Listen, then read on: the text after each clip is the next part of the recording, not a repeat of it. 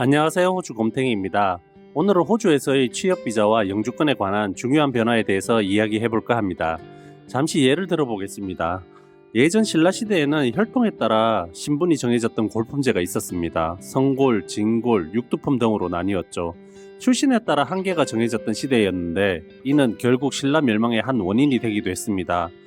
이런 이야기가 호주랑 무슨 상관이야 하시는 분이 계실 거예요. 이제 왜 이런 이야기를 드렸는지 말씀드려 보겠습니다. 호주의 고용이민법도 골품제와 비슷한 면이 있었습니다. 호주의 TSS-482 취업비자는 일시적인 기술비자로 특정 지역에서의 기술 부족을 외국인 근로자로 보충하기 위해 설계되었습니다. TSS-482 취업비자는 호주에서 중요한 비자 중 하나입니다. 이 비자는 호주에서 일시적으로 일할 수 있는 권한을 부여하는데 특히 단기 직종에 종사하는 외국인 근로자들에게 주로 발급되는 비자입니다. 이 비자를 통해 외국인 근로자들은 호주에서 특정 기간 동안 일할 수 있는 자격을 얻게 되는 거죠. 하지만 482 취업비자의 직업군의 직업을 중장기 직종과 단기 직종으로 나누며 단기 직종에 해당되는 식당 매니저, 마케팅 전문가, 미용사, 요리사, 언론 종사자, 제과 제빵사, 광고 전문가, 패션 및 그래픽 디자이너, 스포츠 코치, 의료 마사지사 등은 영주권 신청조차 할 수 없었습니다. 그렇지만 이번에 큰 변화가 생겼습니다. 2023년 11월 25일부터 단기 직종으로 482 취업 비자를 받은 사람도 영주권 신청이 가능하게 된 것입니다. 게다가 근무 기간 요건도 3년에서 2년으로 단축되었습니다. 하여 이번 소식은 특히 단기 직종의 482 취업 비자 소지자들에게 큰 의미가 있습니다. 이 비자의 가장 큰 특징은 그동안 단기 직종에 종사하는 사람들에게는 영주권 신청 기회조차 제공되지 않았다는 것이었습니다. 이는 많은 이민자들에게 영주권을 향한 길이 막혔다는 것을 의미했습니다. 그러나 최근 이민 정책의 변화로 인해 이러한 상황에 큰 전환점이 마련되었습니다. 이제는 482 취업 비자 소지자들도 특정 조건을 만족하면 영주권 신청을 할 수 있게 되었습니다. 이 변화는 특히 단기 직종에 종사하는 많은 이민자들에게 큰 희망을 제공하고 있습니다.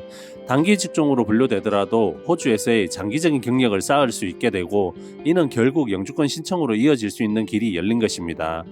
물론 영주권 신청을 위해서는 여러 요건을 충족해야 하며 이 과정은 복잡하고 시간이 소요될 수 있습니다. 그러나 이러한 변화는 호주에서 일하고자 하는 많은 외국인 근로자들에게 새로운 기회를 제공하는 것이면 틀림없습니다. 이번 조치는 호주의 이민 정책에 있어서 중요한 전환점으로 평가될 만한 사건이라 할 수 있겠습니다.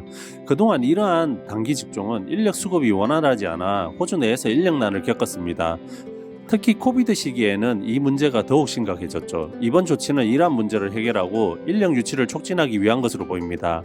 조치로 인해 이제 단기 직종의 482 취업 비자 소지자들도 영주권의 꿈을 꿀 수 있게 되었습니다. 물론 영주권 신청을 위해서는 여러 준비가 필요하겠지만 기회의 문이 열린 것 자체가 큰 희망이 되겠죠. 하지만 주의할 점도 있습니다. 예를 들어 482 비자의 승인 기간이 2년이니 영주권 신청은 근무가 끝나는 날 저녁 5시부터 자정까지의 시간에 신청해야 합니다.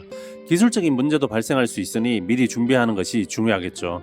또한 이 조치로 인해 단기 직종 482 비자 신청이 증가할 가능성이 높아 심사 기간도 길어질 수 있습니다.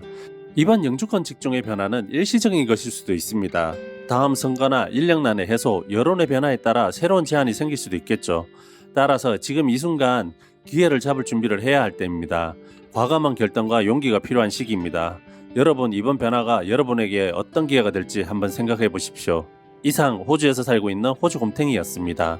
구독과 좋아요, 알람 설정은 영상 제작에 힘이 됩니다. 감사합니다.